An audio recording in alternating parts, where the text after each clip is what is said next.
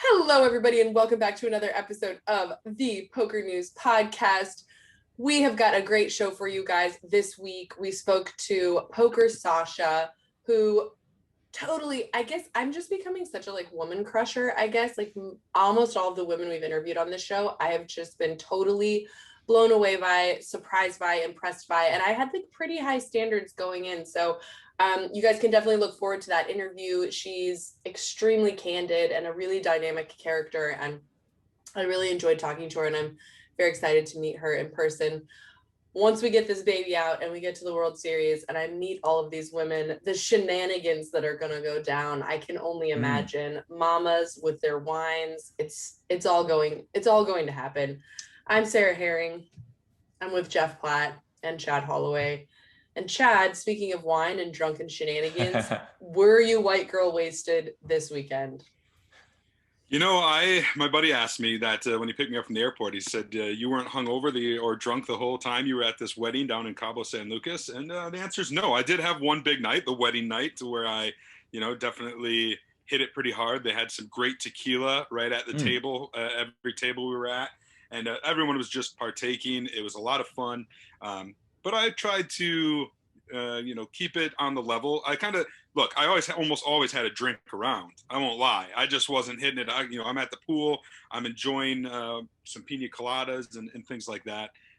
It was fun. I won't lie. There was a lot of cool poker people there, right? Garry Gates used to work for Poker News.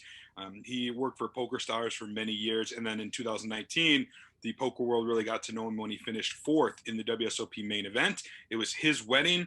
So he's made a lot of connections over the world. There's a lot of poker media there, a lot of friends, colleagues. And then you had some poker pros there as well. Like Ronnie Barta was there, WSOP bracelet winner, former Survivor contestant. Everybody loves Ronnie. And it was a good time. It was the fanciest wedding I'll ever go to. I'll say that.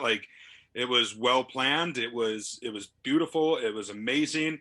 I come from a place where, they're either going to hold the wedding reception at the bar, if they have a little space at the bar. If they're lucky, if they're really well to do, maybe the country club in town. But not going to have too many weddings like that, I don't think, that I go to. So it was really cool, and I'll definitely cherish those memories. It looked beautiful for sure. What kind of tequila were they serving? Do you remember what kind it was? It was so fancy. It wasn't in a bottle with a name on it. It was in these fancy decanters or something. And so I'm old school Wisconsin. When the bars close here, it's like, all right, time to hoard, right? And so when they were kicking us out of the reception area, because I guess there was an after party, I was like, wait, there's still tequila in our decanter. I can't take it with me. And there were other tables that had some, and they were big with tequila left. And so I may have had a few at this point, and I don't usually do this when I'm sober, mind you. Okay, but I'm like, well, we're going to the after party. Let's take these with us. And they're like, well, you can't take the decanters with you. And I'm like, well, can I take the tequila with me? And they didn't say anything. So I grabbed an empty water bottle and I went around and started pouring all the tequila that I could into the water bottle. And it looked like a bottle of pee that I carried around to this party. But once they, realized that it was the good tequila and there was no good tequila there, I became the tequila king. And that was pretty nice. So you referenced the bars though in Wisconsin. Would you do the same at the bar when the bar closed and just bust out your water bottle, pour some cold beer in there? I've been known to, leave the bar with a drink that I shouldn't be leaving with. Okay. I remember once, Sarah, you'll remember this, an old school Poker News story. So our former head of Poker News, Matthew Parvis, and our former editor, content manager, Elaine Chavarlis, shared the same birthday. And it was always during the summer at the World Series of Poker. And one time they had a joint party at the nightclub at Paris Hotel on the Strip. And I'd never been to a nightclub before, but kind of same scenario as they welcomed us. I got a good buzz, and then it was time to leave. And they had this gigantic bottle of Grey Goose, not regular size Grey Goose, gigantic bottle. And it was still a good portion left in there. And where I'm from, you just don't leave good booze behind. And I had a sports jacket on. And so I took this. It didn't have a lid. This was the problem. This bottle didn't have a lid. But I took this bottle and I stuffed it down the front of my pants and then tucked my shirt over it and then buttoned my sports jacket over. And then I was walking like the Tin Man from the Wizard of Oz out of this club, and we got it home. It was fine. You know, we saved the day. We saved that bottle. They paid for it. So it wasn't like I was, stealing it per se, but I was just taking it in a different area than they would have liked. You can take the boy out of Wisconsin, as they say. I can just imagine Marissa Gates' face when she sees you like putting the tequila into a water bottle.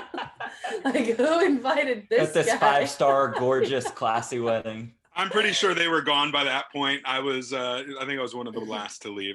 Fingers crossed that they didn't see that and that they don't listen to this podcast. But I was really appreciative. I didn't really know her that well before. I'm Gary's buddy from going back a long ways. So I got the chance to, get to know her a little bit, hang out with them a couple days after the wedding, which was great. And just hearing the story of how they met and the connection that they had, it's pretty cool. Sarah asked me on a different work call, how the wedding was and what have you. And I said, it was almost enough to make me believe in true love. Oh. It was nice. There was a little bit of juicy drama though, which I'm pretty sure we covered also on this podcast.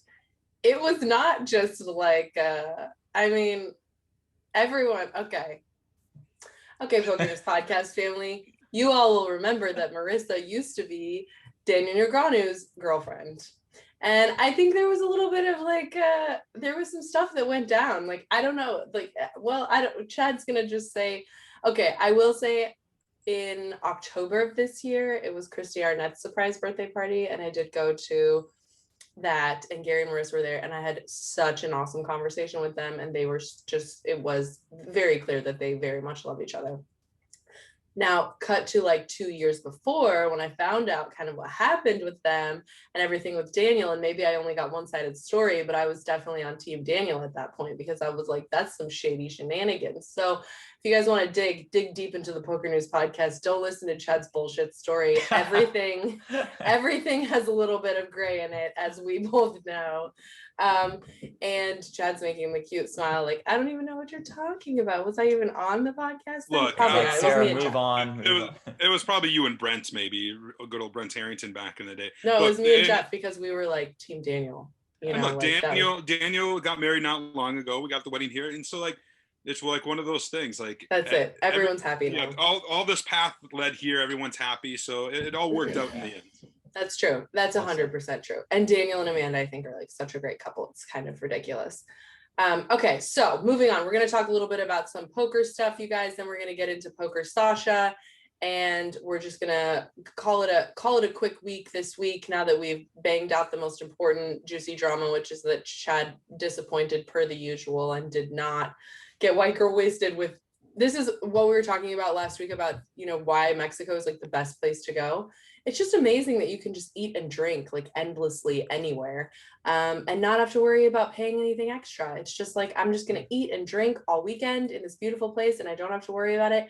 I highly recommend, if you have not been to the Mexico, go to the Mexico and hit it harder than Chad. Get your money's worth. You know what I mean? Really hit it hard. We had to get a COVID test to come back in the States though. And it was the subject of a lot of conversation at the wedding that they go for it with that stick up your nose. They're scraping your brain. Yeah, it was not a fun experience. And I've got the vaccine, but you still got to go through the process. Hopefully that ends soon, because I do not want to go through that again. Still better than the throat swab, in my opinion. Give me the swab way up the nose and the brain. I'll take the throat every day. All right, well, let's wrap up a little poker news, as I'm sure the audience is curious about some of those things. Simon Mattson won the WPT online series event number 23, the $10,300 high roller, looking like a boss. This is his first WPT title after the WPT online series. His first WPT title after defeating a star-studded field in the WPT online series. High roller at Party Poker. Yeah, this is so bizarre. All of these, the WPT is just popping off live and online. And this is something that I don't really always fully understand, because the WPT is partnered with 888. They partner with Party Poker. The WPT feels like they're kind of an equal opportunity poker because maybe they don't have their own online site. They're just down to like host these tournaments with like all the rest of the homies, which I think is maybe like good for the game overall. Like we spread the love. WPT spreads the love all over town. $1 million prize pool. We got our boy Victor Malinowski, Limitless in second, David Peters in fifth, Sammy Calipuro in sixth, Daniel DeVoris in seventh. All familiar names, all guys crushing it online all the time. Anything you guys want to add that's super important until we get into the other big WPT info? The only thing for me is that we saw Jason Koon in the mix. And while we all know that Jason Koon is one of the top high rollers in the game, and maybe the best out there, we know that he's not one of these guys like a Malinowski or a Sammy Caliparo who fires every single day. So it makes me excited. It makes me think that Jason Koon's, maybe trying to get back into the mix. Maybe he'll play the US Poker Open next month. Maybe he sees a full kind of schedule for him the rest of the way this year. Other than that, no, nothing to know. And also things to note about Jason Koon. He is expecting a baby. Yes. Woo! It's happening, you guys, all over the poker world. Kristy finally announced publicly, Kristy Arnett, that she's having a baby. Lynn, and Kristy are all having babies at the same time, guys. I have been dying to like say this information for 100 years, but we've just been waiting for Kristy to finally relinquish control over her announcement, which if you did not watch, oh my gosh, I like ugly cried for 100 years watching her infertility kind of struggle in this video. It's amazing. If you guys don't, definitely check out at Kristy Arnett on the Twitter, and you can find the video of her kind of releasing that she is in fact pregnant.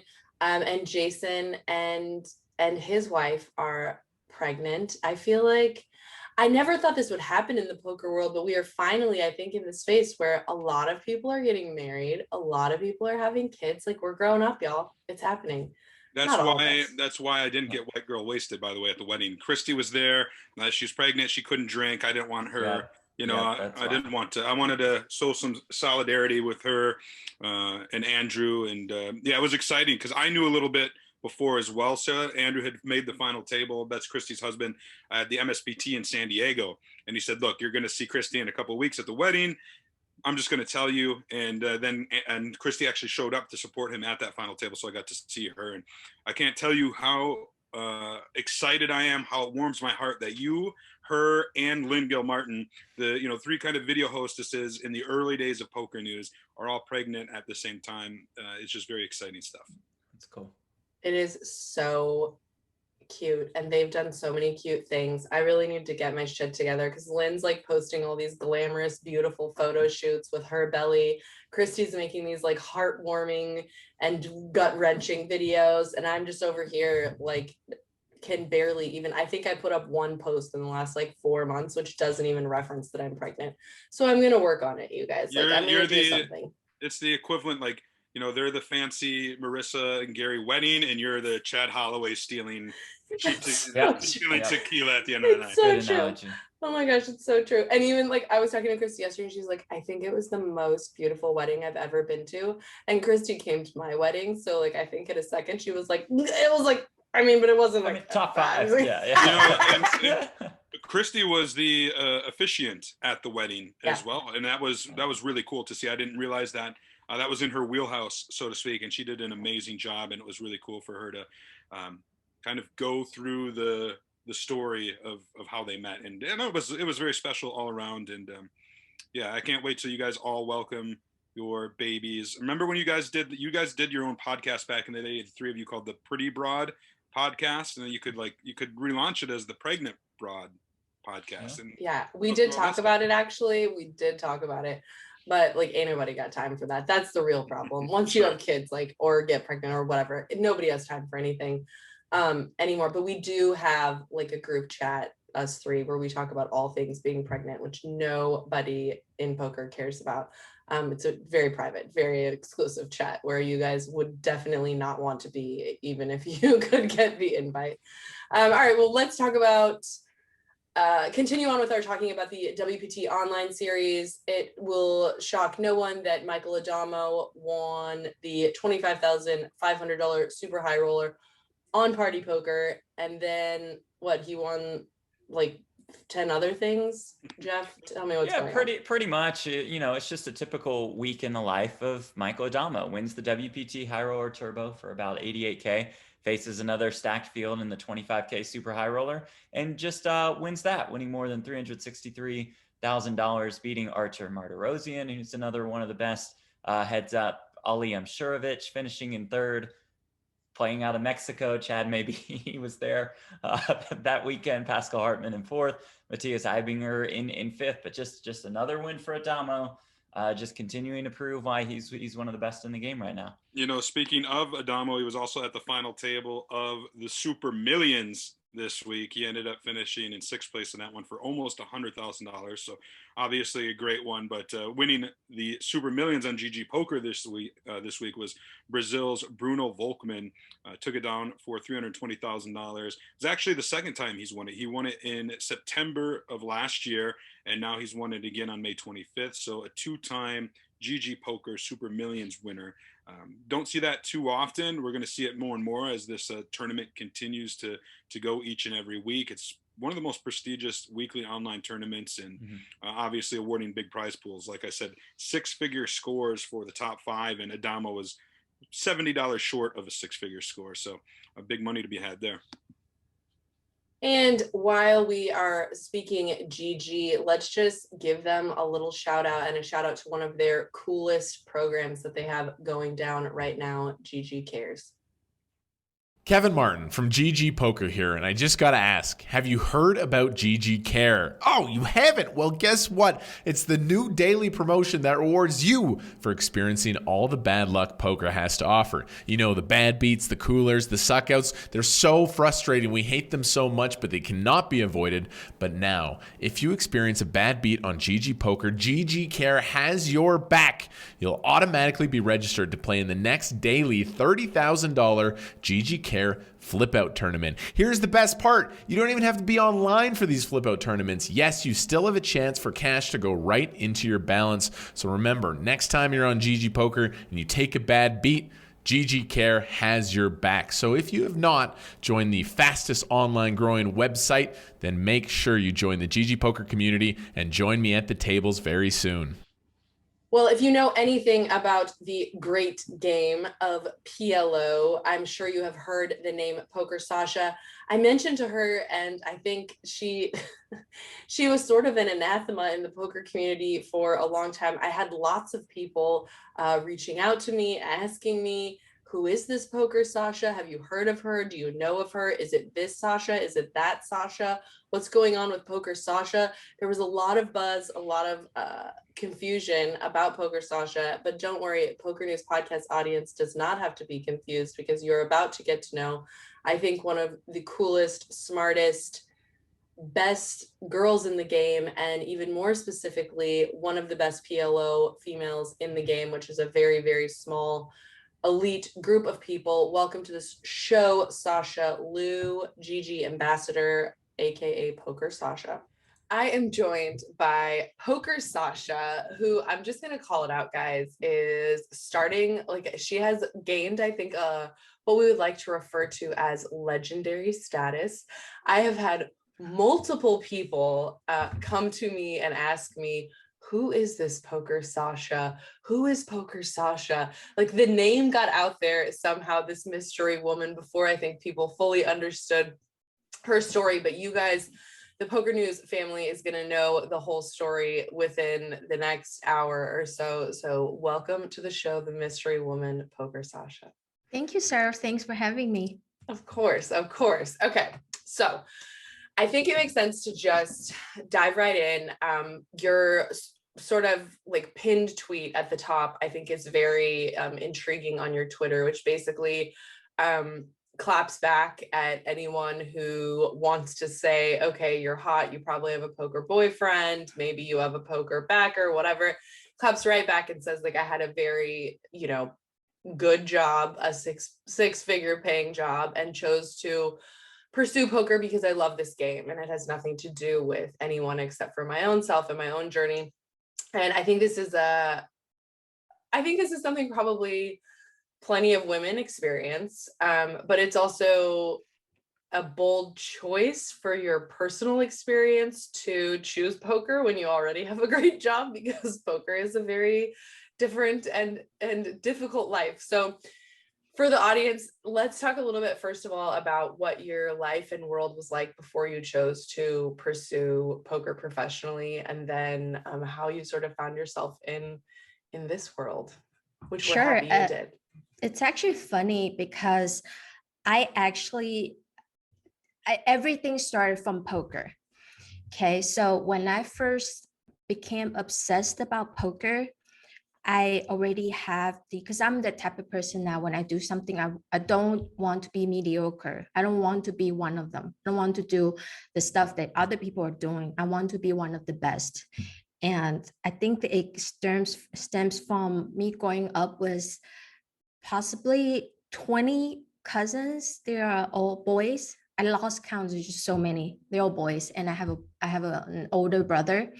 And so my parents, like I never owned a single Barbie doll because my parents just figured like it's a waste to just buy for me. I wouldn't be able to pass down to other siblings. So everything I did, like growing up, I just play video games, competing against my brother and my cousins. And it's just a nature in me to compete with boys. And I've never felt like I could do anything less. I never felt like I'm weaker or less stronger. I never just had that doubt. And when I first discovered poker, I actually didn't like poker when it wasn't like a love at first sight or anything. But a few years later, when I've started to get like amazed by poker, I was like, wow, like this is something that I find so fascinating. This is a competition, is something that I feel like I can do well, but I really didn't know how to. I had no friends, I didn't know anyone. I was just watching a lot of poker on TV back in the days when poker after darks, and I see all these people like poker stars and people playing poker, and I felt like I want to do that. I want to be one of the best, but I didn't know anyone. I didn't have any friends that played poker, and I didn't know how to get better. And being an introvert, I just didn't feel like I think I know a lot of people went on like 2+2. That's how they started and find like poker friends and so on. But being a woman, it is a little difficult in that aspect because it's just much harder to find people who are willing to share with you and who are willing to travel with you or get better with you. And so, and then after one trip to Vegas, I figured a smart way to get better at poker, and that is to become a poker dealer. That is one of the easiest way I could think of at the time. And I thought it's brilliant because these poker dealers, they watch so many hands every day, all the time. And that would be a great way to learn poker. So, and I didn't care about the wages or the job itself. I just wanted to get better at poker. So I instantly flew to Atlantic City. I went to a poker dealing school. I learned how to deal poker like very quickly because I had the passion for poker. I already knew how to play poker. I just need to know how to deal poker so I could watch people actually playing and get better. And then I flew to Ohio, pretty much instantly got a job as a poker dealer, and started from there. And very interestingly, because my goal was to learn poker, and I watched everyone was while other my coworkers, they were there for maybe money or just to have something to do. I always focus on everyone, every hand, every decision. So when someone is thinking of a decision, I would look at them and think of like a guess what their range is and like what they could have, and guessing like whether they really had the value or bluffing. And then I will like see like if I was correct. And so I would just like watch every decision, every action, pay attention to what people were doing, what their tells, like how did they look nervous or excited.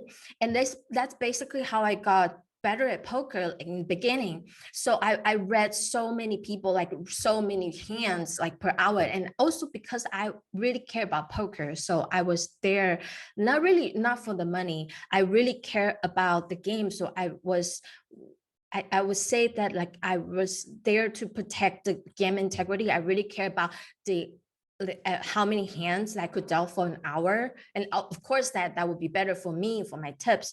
And so I was a fast dealer, and I really always protect the game and the rules, like try to enforce the rules and so on. And I think people appreciate that. So like I always got a lot of tips. And like I said, like I'm just someone who, when I do something, I want to do it really well. I want to be one of the best. And funny story, like the very first month when I started dealing poker, I was not only getting a lot of tips, but I dealt my first bad beat. And I remember like a lot of poker dealers that had dealt like for over 10 years, they've never dealt a bad beat. I dealt my first one within the first month. And I remember that day, my tip was like 4,700 or something. That was a good day. And then like immediately within 2 weeks, I dealt another bad beat. So I dealt back to back bad beats. And I was making a ton of money. I was able to watch a lot of poker and learn poker. I was having so much fun. That was like my favorite gig. And I was doing it part-time, so I could fly or drive to other states and other places to play poker when I want to. I was just really flexible. Even though I was never able to tell my parents that that's what I was doing, because you know, like how Asian parents, they value education, especially my dad.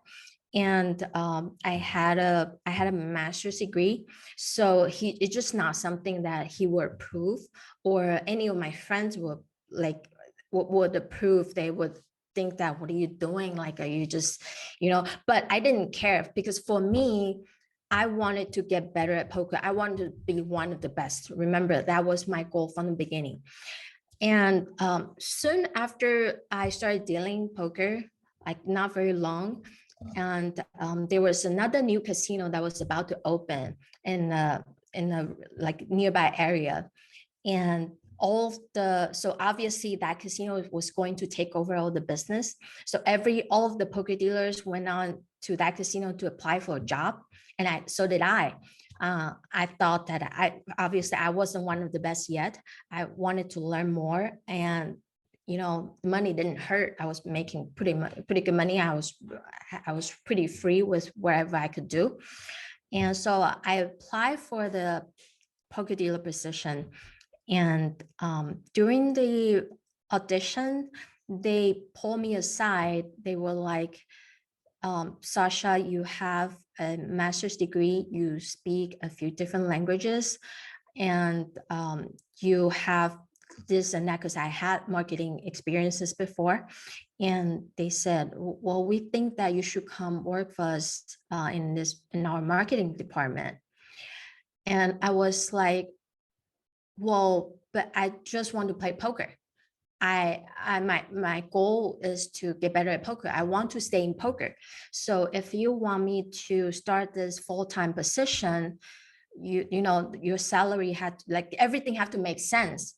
So and I was like, it was kind of maybe I don't know, maybe arrogant, I don't know, but my heart was just not in there. I wanted to get better at poker, and I just didn't forget that.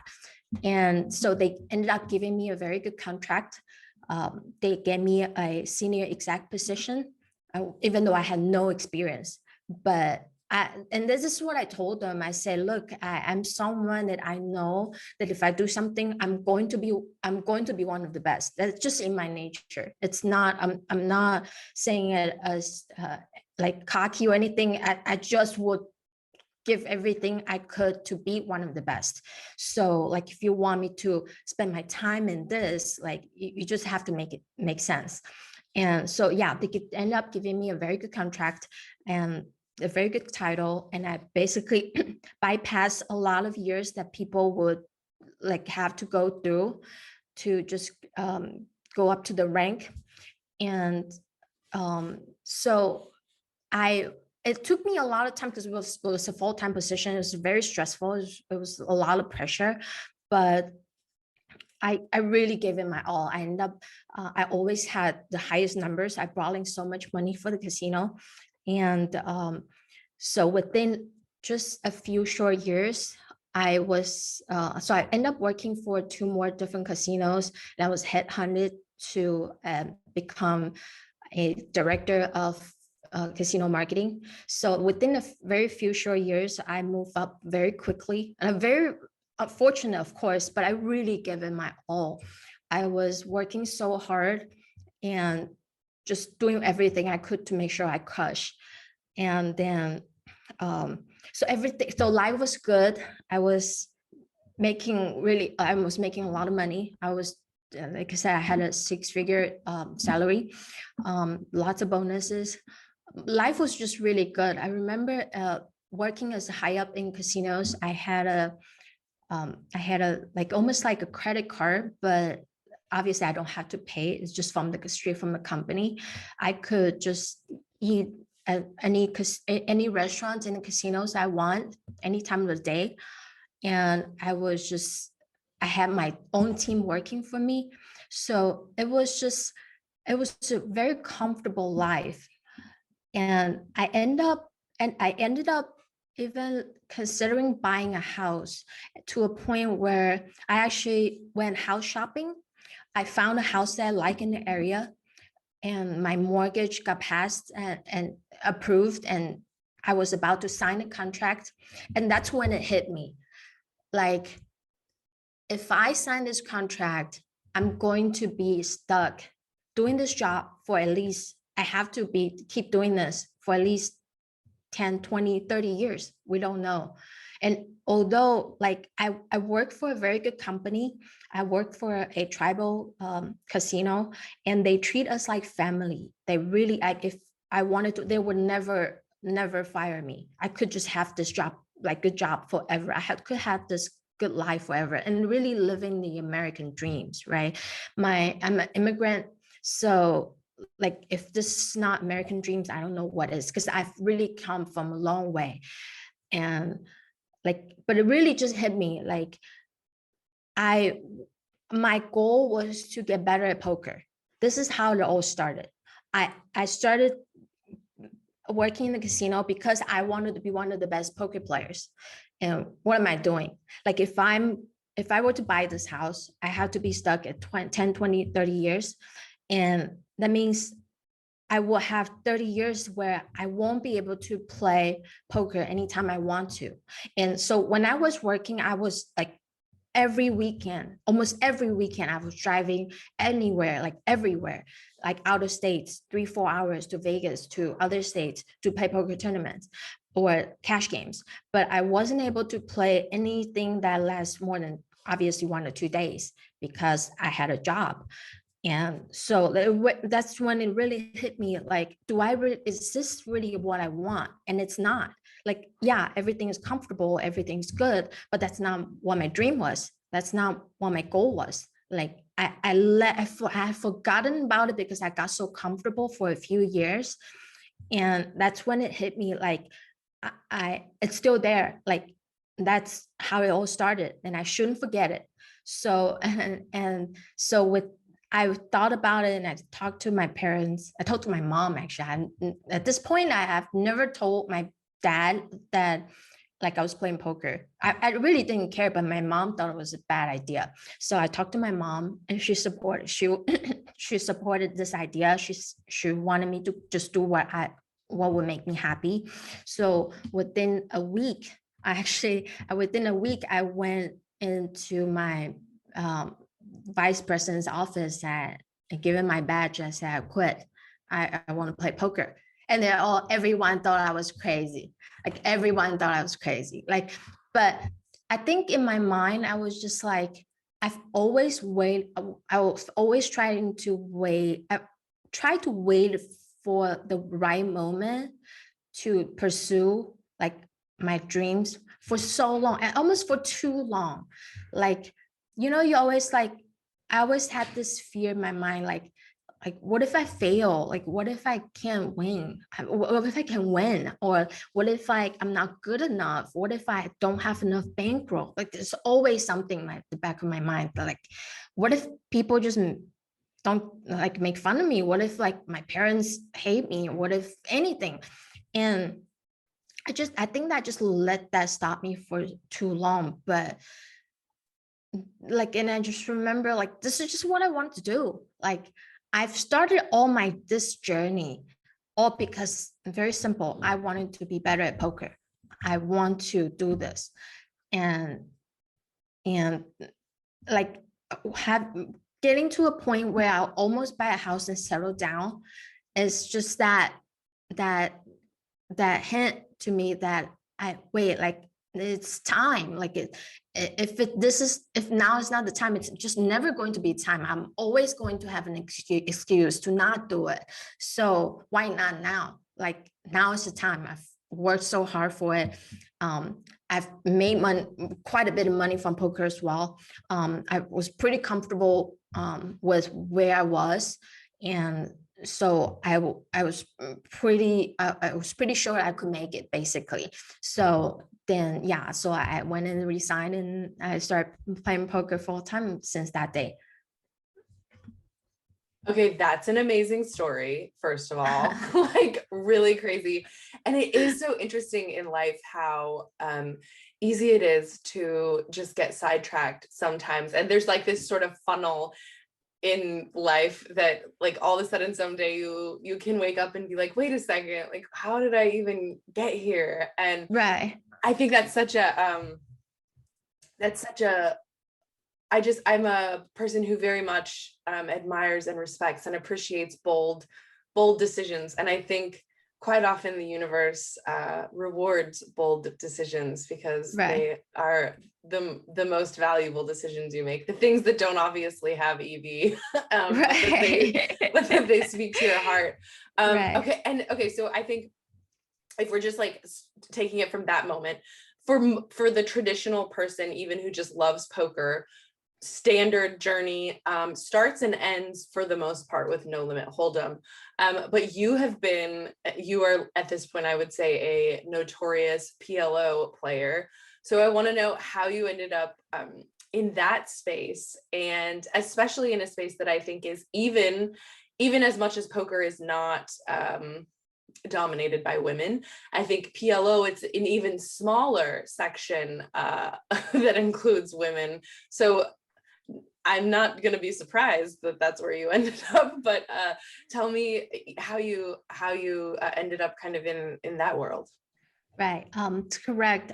There are even less women, like fewer women in PLO, but I think, and from the very beginning, when I was playing on Full Tilt and when online was still available in the States, I fell in love with mixed games very quickly. And it's because I've noticed very quickly that people make so much more mistakes in mixed games. And it just blew my mind. Like, there are so many more better players in No Limit Hold'em, but in PLO or in other like stud or Raz, all those games I love, and people just make so many mistakes. And I wasn't even the best. I wasn't even very good at the time at all, but I could just still spot the mistakes that people were making. Like, people were just getting so light. So I just love that there's just so much potential and possibilities in the games. And also, like, when I feel like No Limit Hold'em, it's more soft, especially now. And you have like people, so like you can't really deviate from playing a certain style or a certain type of way. And you can't really deviate from that so much. So the end result is like everyone plays kind of the same, like eventually. And I, like I said, I'm just someone that I don't like to be the same like everyone. I like doing my own things. I always try to think of something to be more creative, or and it's not always a good thing, but I just hate being one of them. And so I felt like in PLO, and it's not it's obviously not solved yet, and a lot of people are very new and less experienced, and just because of that, you are able to adapt and like change in a lot of situations, because like if nobody is playing by the book, right, then you have to constantly try to be on your toes and figure out ways to be this player costs too much, this player costs too light, this player is too tight, this player is too aggressive, and so on. Like you just have to figure out ways to like how to take each player's money, like different ways in different situations. And to me that feels and my personally, I feel like that's a true competition where nothing is similar. Like everything and every situation, every hand, every position, it's just a new question, and it's just a new question that's waiting to be answered. And to me, that's just very fascinating. Girl, you're gonna make me fall in love with some PLO over here. It is the great game. Listen, and some of my favorite people in poker are humongous advocates, and also some of your teammates. In fact, Jane Andez is like definitely one of my favorite guys in poker. Right. But so you make the bold decision.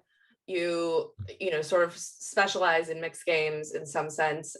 You have had plenty of success, both financially, but also I would argue that you were kind of like a dark horse in some ways, in terms of like, for most women, I think people see their face before they know their name, just by virtue of the fact that women's faces tend to stand out in this industry.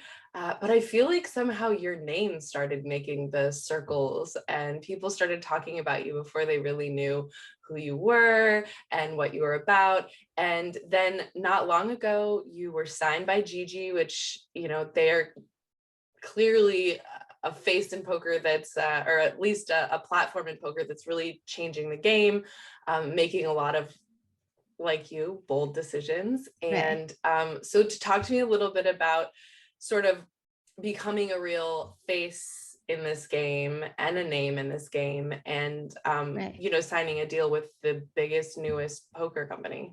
Right.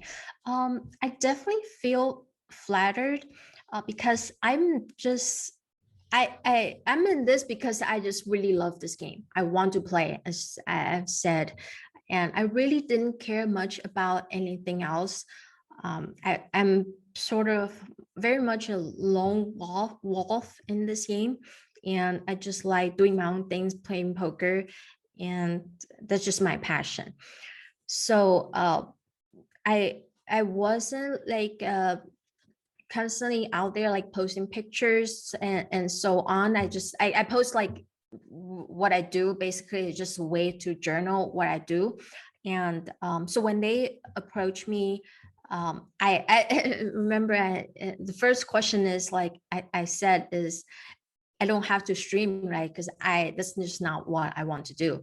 And I told them straight up, like, I don't want to do this. I don't want to do that. I think it's probably, probably, I don't know if they get these requests, but I think one thing that struck me was they want to grow PLO, and that instantly just clicks with me, because one thing that I really want to see is obviously see more people love this game and play this game, because there are just there are so many tournaments out there, and it's the more games, PLO games there are like obviously more opportunities for us, not just for me, but for anyone who play PLO. Right now, you have a lot of no limit hold'em tournaments that where you can say was the same buy-in, you can win hundreds of thousands, millions of dollars. And in PLO, there's just not a lot of opportunities like that. So I would just really love to live to see one day that there will be a lot more PLO players, and that takes a lot of efforts from not just players ourselves, but also some of the platforms and medias and so on. And when GG approached me and told me that they want to build PLO and they want to grow PLO, and that's just something that really instantly matches like what I vision in my mind, and that's just something that I want to work for. And yeah, so that just hit me, and I was instantly on board. And we know that what you put your mind to tends to go well. So I have no doubt that the PLO explosion is on its way shortly. And so I might have made everything sound like it went smoother than it was. I actually had definitely had a lot of struggles and a lot of, adversities along the way, a ton. But I think because like I'm just very I'm very hard-headed, I'm very stubborn. So if I want to do something, if I believe I want to achieve something, like anything that happened along the way, like if I fail, if I make mistakes, and none of that just don't matter. Like I probably will cry and whine and all that, complain for a little bit, and then like the next day I will get up and I'll just keep going. It just doesn't stop me. I'm just stubborn like that. Listen, anyone that's down to go to poker school and become a dealer to see more hands and to know the game better clearly is not afraid of hard work. And it's not like, it doesn't seem like it was just easy. That's for sure. That doesn't seem like an easy route or easy path. But you can even see from, I watched some previous interviews you've done, and like you can see just from your social medias and things that you're like a worldly person. You have results, everywhere from Taiwan to like Ohio. You were in Vegas for a while, and now you are in Germany, which I was wanting to sort of see, like, what are you doing in Germany, and what's your, next sort of, what does the next 6 months look like for you? What are your goals? Are you coming to the series? Right. So before the pandemic hit, I actually met, and it was everything just aligns in a kind of a mysterious way. So before the pandemic hit, I actually met someone that, so I was basically mostly alone by myself in Vegas, doing my own things. I really didn't allow myself to be involved with a lot of people. Because first year, basically, when I moved to Vegas, I was scammed for a lot of money by one of my closest friends, someone who I consider my family. So I didn't really allow myself to get close to a lot of people, or to trust a lot of people. And I was fine with that. Like I said, I'm an introvert. I like spending a lot of time with people that I really love and care about. And so I was basically all by myself in Vegas. And I play poker. And that is also why, like, a lot of people say, oh, like, if you're really good, why don't you play like high stakes and so on? And why are you grinding like small to mid stakes? And it's just like, I just really didn't want to deal with staking, like deal with people. And, I wasn't very good at that. And two, like, I just don't want to feel like I'm in awe of someone. And so right before the pandemic hit, I met someone that I would say is the love of my life. He is just the kindest person I know, like out of anyone I know in my entire life. He just has the kindest heart, and he happens to be German. So when the pandemic hit, we traveled to outside of Vegas because there's no games in Vegas anymore. live poker shut down. And he's also a poker player, although he doesn't play the same games or anything like that. But then we traveled to Taiwan, where I was born, and we traveled to Germany and a few different places together, to play online or to try different things. And I just find that I was very much, I can't say over Vegas, but I feel like I really needed that change of scenes now, where I have like, because before when I was younger, like I just wanted to go out there and explore, do my things, like to make it, or like do something bold or something, right? I didn't care if I was alone or anything. But I think now I'm just at a point where like I really appreciate and value this like support system.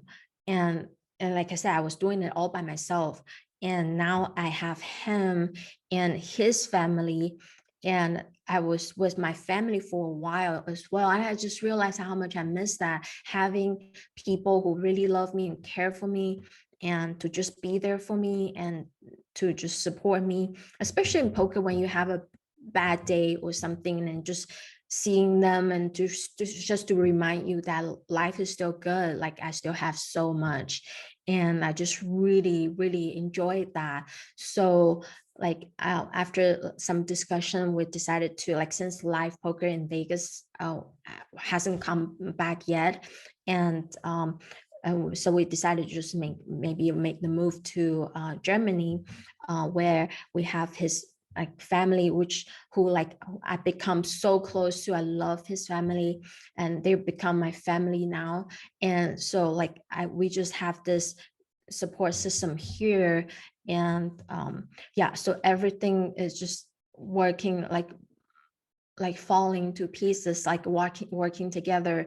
And I always love Vegas, but I think this is just where I am now, where this is what I need as well. And for my peace of mind, and even for poker, like here I'm able to play a lot more online, which and allows me to play every day as well. Like like I said, like we know like how much I just love playing. I love the game, and I wasn't able to do that in Vegas during the pandemic.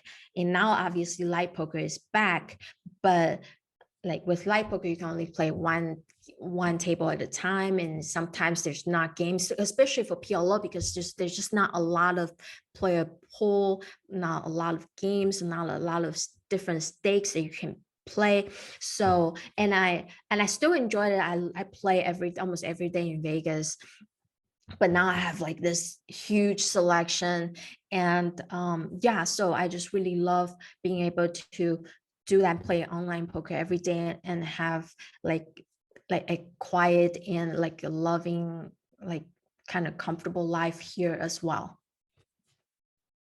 Girl, that's the way sometimes I think the universe rewards when you make bold decisions. You know, you're like choosing to do the best thing for you, and then the universe gifts you someone that wants to share that life with you. Right. And you like completely lit up when you were talking about him. So I am super happy for you. I think that's like those are the blessings and the things that, you know, matter the most. And I think it's one of the interesting things that's come from COVID that maybe people didn't expect. I've talked to so many parents, for example, who got much closer to their children and now are, you know, much more concerned with spending time with their kids than like returning to their traditional work environments, or families who came closer together. And you know, as many bad things as I'm sure came from this, I think an equal amount of good things have come. And clearly for you, and Vegas will be there whenever you want it to be. Right. It's always there. And you know, for us as, you know, fans and audience of you, I'm just really excited to have like gotten to know you better and gotten to know your backstory more. I love you like a million times more than I even did like an hour ago, and I had already quite a deep respect and appreciation for you. So I appreciate you so much taking the time and so much sharing with us. And I'm really looking forward to watching the rest of your journey in poker and in life. Thank you. Thank you for taking the time talking with me, and thank you for listening. Yes, girl. And like, I'm ready for this PLO revolution. Literally listening to you talk about PLO, I was like, oh my gosh, I think I love it too. I don't know. I'm terrible. I'm going to be one of the people making all the mistakes, but will of course follow you. And for my, for the listeners, for the audience who I'm sure are also, if they weren't already now, huge fans of you, where do they find you? How do they follow your journey? What's your name online, etc.? All the things. Sure. You guys can find me at PokerSasha on both Twitter and Instagram. I journey some of my poker playing over there. So if you guys want to follow along and see my updates, you can definitely check it out. PokerSasha, it's a good follow, I'll tell you guys. Honest, candid, real, legit, and plenty of poker on there. Thank you so much, my darling. Enjoy the rest of your evening over there in Germany with your man and his family. Thank you, Sarah. Well, I'm super excited to see a lot more of Miss PokerSasha in the poker scene as things open up, as things continue on for us in the poker world. And as we've been speaking about pretty regularly every week, things are going crazy in the United States. We are crushing both live and online, for the first time in a long time. And it is great and exciting to see. And Chad is our local news guy from Wisconsin. So Chad, what's been going on in America? Well, there's been a lot of online series happening that just wrapped up. We talked about it in the last episode a bit, of the SCOOP events happening in both New Jersey and Michigan. Both have just wrapped up just the other day, and both were successes, but I found something very interesting between the two. And basically, to sum it up, the Michigan SCOOP really outperforms the New Jersey SCOOP, which I found very interesting, given that the New Jersey online poker market has been around so much longer. I think this was the 6th edition of the SCOOP that New Jersey has had, whereas it was the first ever for Michigan.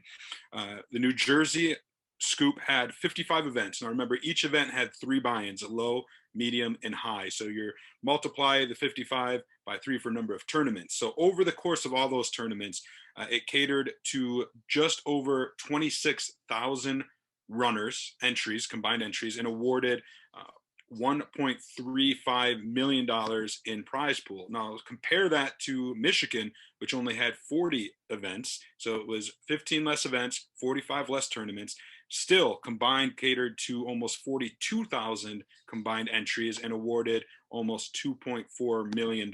So just really surprised at how much bigger really the Michigan online poker series turned out to be. And I think it's just a testament to a new market.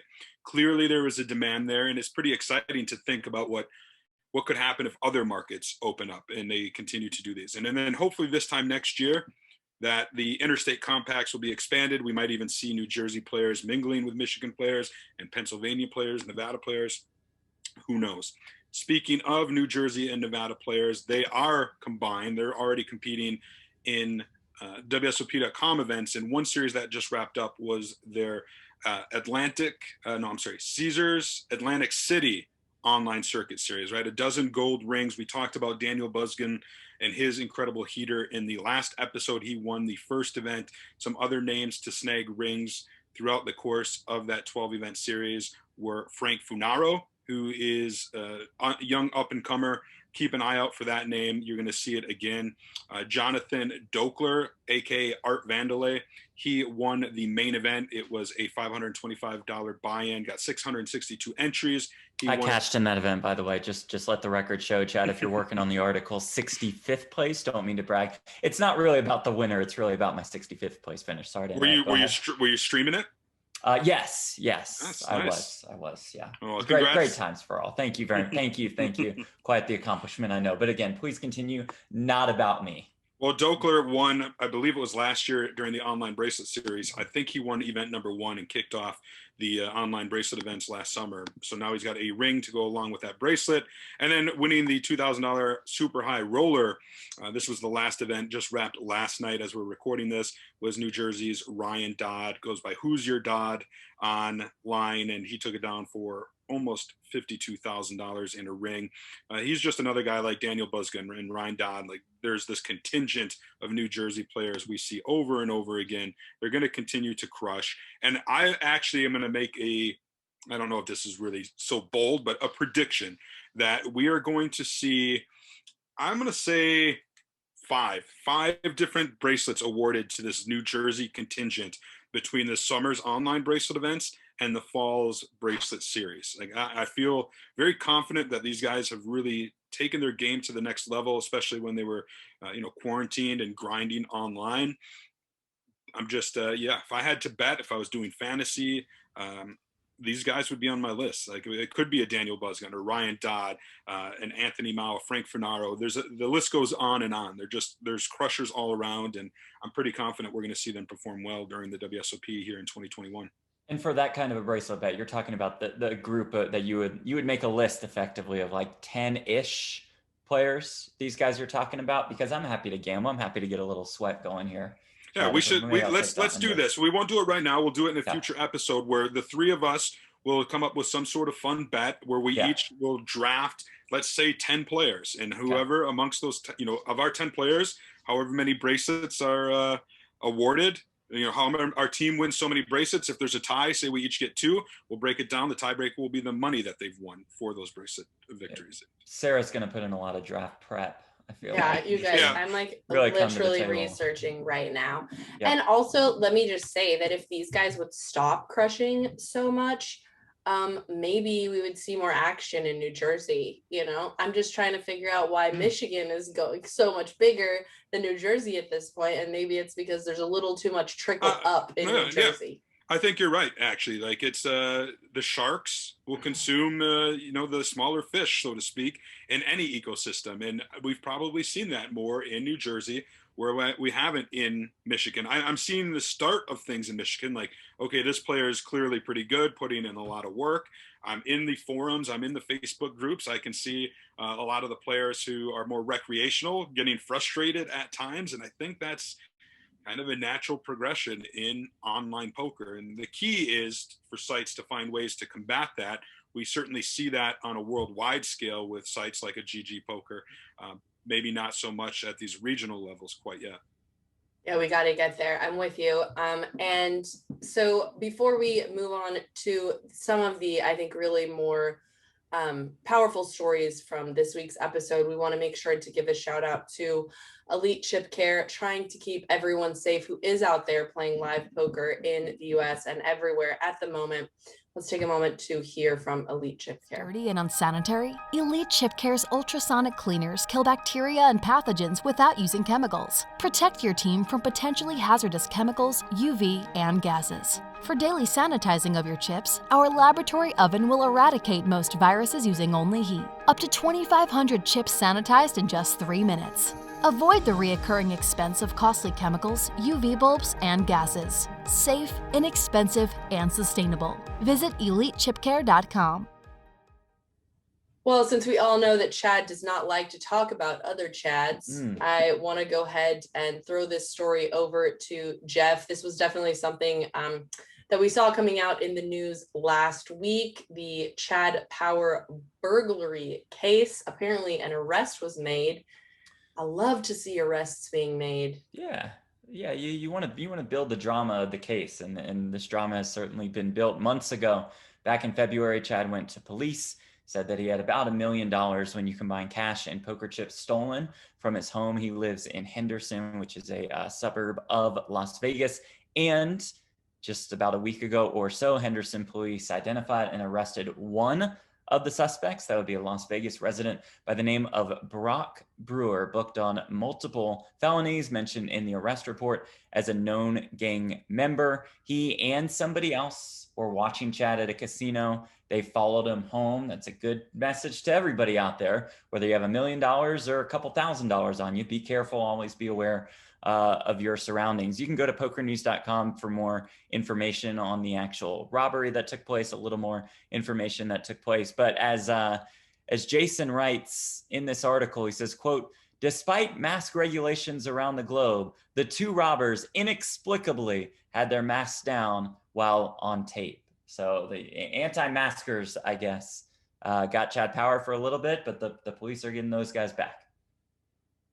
I kept thinking during this COVID time, I was like, man, this is the best time to rob a casino. Not that I would do that or am involved in that, but I'm just saying, they're so crazy about like having your, using facial recognition software and stuff all around the world in the biggest and best casinos. I was like, dude, everyone can be wearing masks. They should be popping off out here, like getting all the money. But I don't know. I guess these robbers just don't see a good opportunity when one takes them. And then when they do see the opportunity, they fail to take the opportunity to wear their mask and cover their face. Really, really ridiculous. But also, this is something I've always wondered about, getting a safe. I want to have a safe because it seems like a safe idea, but then it seems kind of interesting to be like all of your valuables are like in one place. So if someone comes to rob you, they're like, hey, you know where I'm going to go. That's why you need a decoy safe. Ooh, you need two safes. Strategy. You need a real one and then a decoy safe. Okay. All right. So everyone knows when they go to Chad's house, don't take the first safe. Right. You got to keep digging. I'll tell you what, I do have two safes, and one is extremely well hidden. Like I would be shocked if anybody were to ever find it. So, and like it's so well hidden that I've told like a select few family members, like if something were to happen to me, if I perished in an accident, make sure you go here to find my secret treasure. So that's the key, because that happens, right? Like you go to sell grandma's house or whatever, and then the people who live there like 40 years from now find her gold, like $40,000 under the piece of wood under the bed.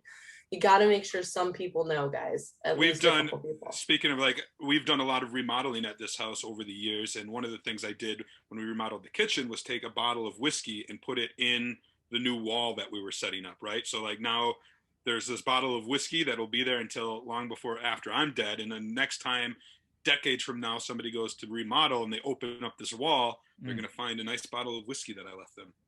I mean, you can tell Sarah and me where the safe is, it's just in case. Sarah, she can take the whiskey. Sarah wants the whiskey. She don't care about that safe. Right. Look at that glass. You said that long after you were dead, and then you said like a couple decades from now. So, Chad, I hope you're planning on lasting more than a couple decades, please. I would like to see you as an old man, you and Larry side by side.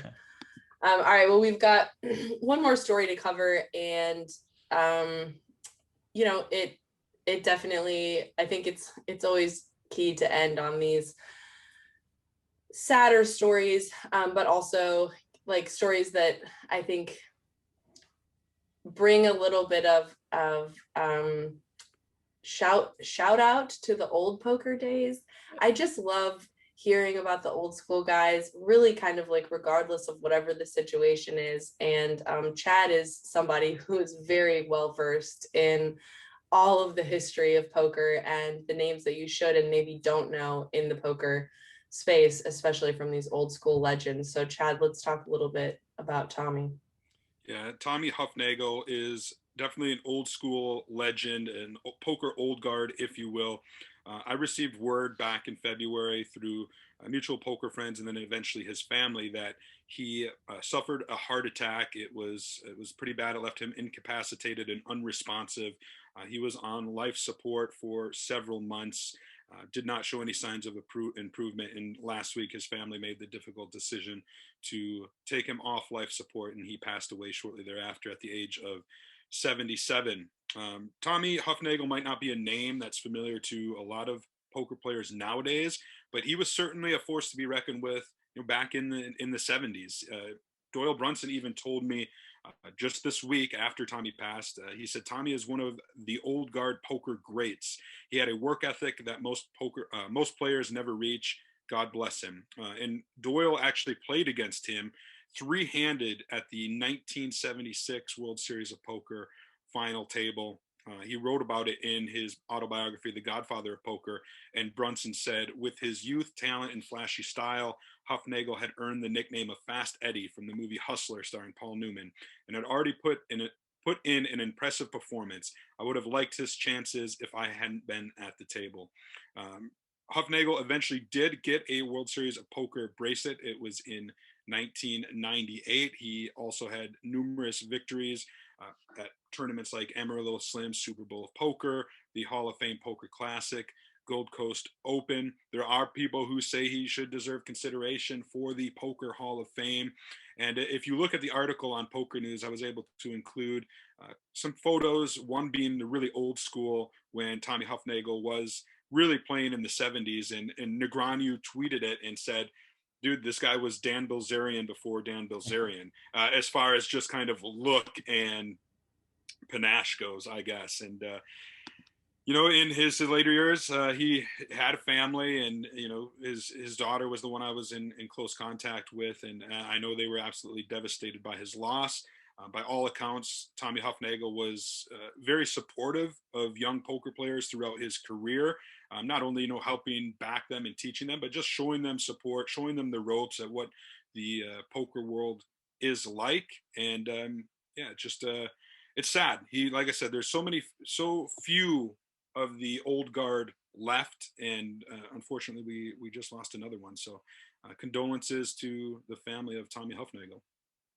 It seems like it doesn't matter how old people are. It's just devastating to lose a character and to lose somebody that you love. And I too was very, very impressed by this picture of Tommy and just his style. And it was very maybe a little Elvis mixed in with a little Bilzerian, a little Kenny Rogers, maybe a little yacht rock in there. He seemed definitely the kind of character that I would love to meet in Vegas in the 70s. All right, well, we have a very exciting show for you guys in the coming weeks. I want to say not next week, but the week after, we've got Maria Konnikova. You guys might recognize that name. Yes. One of my faves. And next week, I don't know, we'll keep it as a mystery guest. You guys can just wait and see. And in the meantime, hopefully Chad and Jeff and I will basically just be doing nothing. Just kidding. It's Memorial Day weekend this weekend. Woo! I hope everybody hits it hard. I'm getting white girl wasted this weekend. There we go. Chad saves it for the Wisco. That's where he knows he can get fully blackout, and someone will walk his body home at least. All right, cool. Thank you guys so much for listening. We always appreciate it, and we'll catch you on the flip side. Deuces. Good stuff. Run It Once is a brand new online poker site founded by poker superstar Phil Galfond, who has the player's experience at heart. Run It Once plans to make online poker fun and less predatory while providing ample rewards and innovative features at the same time. All new Run It Once players who download the software via Poker News are entitled to a 100% deposit bonus worth up to €600. What makes this welcome bonus unique is that you can make as many deposits as you like for that first 30 days after your first deposit. This makes it perfect for those players who do not want to or cannot deposit $600 in one chunk. Be sure to check it out at once.run/pnpod. That's once.run/pnpod.